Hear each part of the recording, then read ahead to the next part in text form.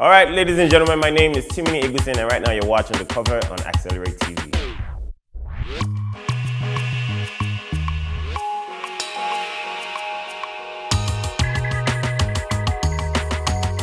My childhood. So basically, I'm the last kid of 5, and I came 5 years after the last one came. So basically, when I was born, I was surrounded by a lot of grown-up people, Dakori, Samuel, like all my siblings, and they were very energetic. So I wanted to grow up really early, you know. So despite the fact that I might be young or I might be a certain age, I feel like I was pushed to become mature as well because I didn't want to be looked at as the baby of the house, even though my mom still calls me that. But yes, I was forced to grow up earlier than I would normally have, and it was a very, very exciting yet educating experience for me, from play to work to beginning to start to look for ways to make money and all of that. I feel like I started off really early.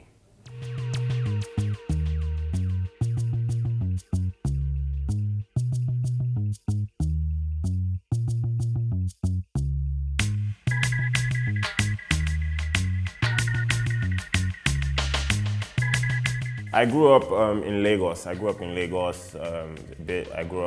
in Bagada. I grew up in Surulere. So it was like a bit of both worlds. And most of my life has been in Lagos, with like influences based on TV and film and travel occasionally from the Western world.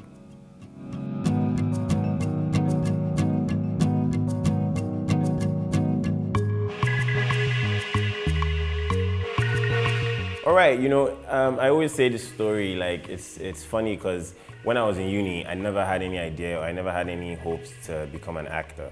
But I used to follow my sister Dakori around because she'd been acting for like 20-something years now.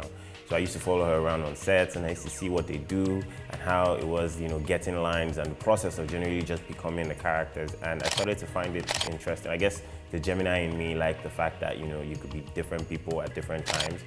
But I never actually considered it as a source of income or as a source of livelihood because it just didn't seem like they were making enough money. So I finished from university.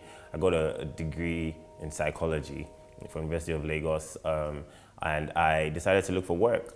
I was lucky and I found a job, you know, within like 2 months of finishing university. It was a sales and marketing job. It was quite interesting. I was getting promoted. I loved it, technically, you know. But I went for an audition. So basically, I went for an audition. It was a tinsel audition. The career didn't want me to go. She said there was no point, you know, because she thought I was just going to waste my time. There were a lot of people. There were like 4,000 people that go for this type of auditions, and I just decided to go and, you know, just see if I could do it, you know, without any influence, no Dakore's brother or whatever. And you know, it was a long queue. I got in there for whatever reason. Whatever I said was fascinating to the judges, and they picked me, and I actually got a role. And that was kind of like the beginning of my acting career, because when I got that role, I was curious, like, you know, it was funny. I didn't think I had any talent whatsoever in terms of acting, but here I am getting a role over like 4,000 people. And then I started my journey on tinsel. It was very funny because my character didn't really have a lot of lines, you know, so a lot of times my character would be on set, but like he's just saying, like, he's someone's sister, so his only line in that whole episode might be, "Behave, Joe, tell mommy," you know. And then my boys from Lag, obviously, because I was a Unilag boy, in my mind I was a big boy, so my boys from university will watch it and they'll be like, "This guy, we're watching you right now." I'm like, "Yeah, nice one." Like, "Are you gonna say anything?" I'm like, God. You know, and I went through that phase of like having one-liners and having like just appearances in shows and stuff.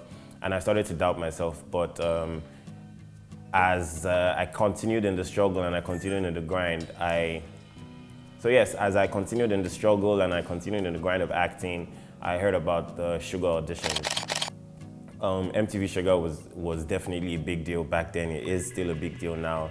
Lupita was founded from that platform. You know, there are other people that obviously started their careers internationally on that platform, MTV Shuga. So as I heard that there was an audition, I remember, like, if my boss is watching, I'm really sorry, but I remember I took the company driver, said I was going for a sales pitch. I went for this audition, you know, with my office clothes and stuff. And B. Bandele saw me when I walked in, and later on talking to him, he said as I walked into the room, he knew that he had found Toby. Toby went on to be in 2 seasons in Nigeria, and the third season, actually 3 seasons in Nigeria, because we did 2 seasons in Nigeria, went to South Africa, came back to Nigeria, and in the 3rd season, he was lead character on MTV Shuga. So I basically say that that's how my acting career really started, you know, from that random audition visit.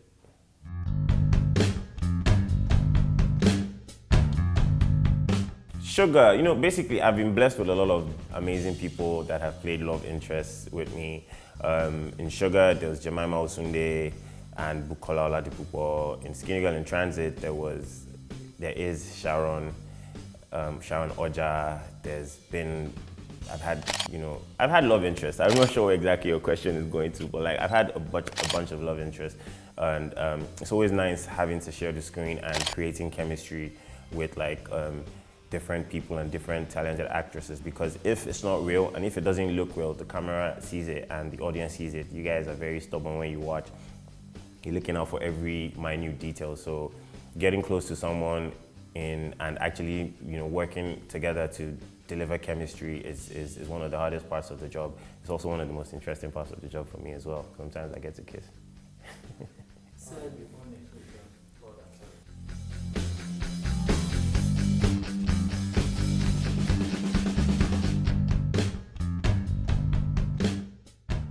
All right, where do I see myself in 6 months? To be honest, I see myself, where do I see myself in 6 months?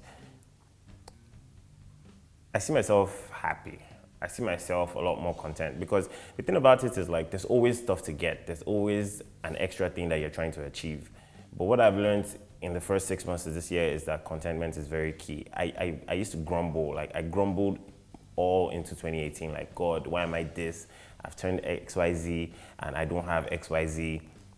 And like, what's really going on? My mates are doing this and this other guy, we finished uni together and he's doing that and all of that, you know? So every time when I go into a new year, I'd give like a New Year resolution, and it'll be that I need to have achieved XYZ. You know, I've used XYZ too much, achieved ABC. But this year I told myself that, Timini, you know what, just try and be happy. Like, just try and be happy and touch as much lives as possible. And when I look back into the year, I have achieved a whole lot more than I would have ever written down if I had written down points that I wanted to achieve. So my point is like, I just want to learn that contentment. I want like God, the Holy Spirit, to teach me how to be content regardless of like what it is that I'm getting, to just, because of the fact that there's people that, that want it and haven't gotten it. So it's like a contentment thing, and I like to see where this contentment thing takes me to. I'm producing my first movie. It's a short film, and if by the end of this year it's not out, then Timini, you failed. I hope that you watch this and hear yourself say this and make sure that you get it done, because it's not easy, but I really would want to do that in the next 6 months.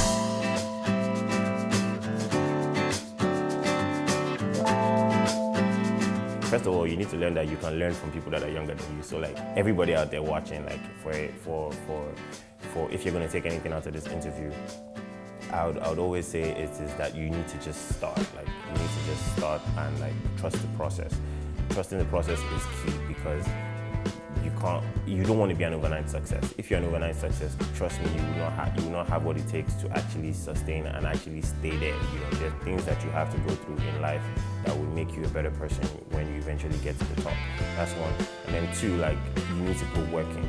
You need to put work in. Like, these things don't happen overnight. I know a lot of people that tell me they want to act so bad, but I'm asking myself, what are you doing to get better? They say, oh, I need to go to film school, but I don't have money. You don't need to go to film school.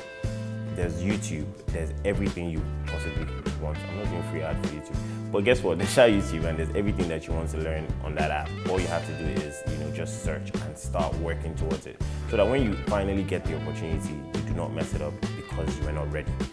So it's one thing to be looking for an opportunity to act, to sing, but what happens when you now get the opportunity and they say, okay, you know what, Tokyo, come and take this lead role that you've been acting for, that you've been praying for, and then you eventually get it, and then you do not deliver. That's going to stop so many different roles from coming in the future. So just make sure that you're ready. Just be ready, and trust the process. So yeah, be ready and trust the process. That's what I'd say.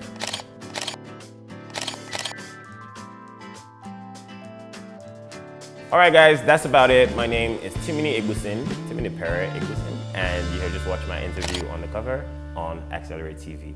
Keep on watching, Timini. God bless you.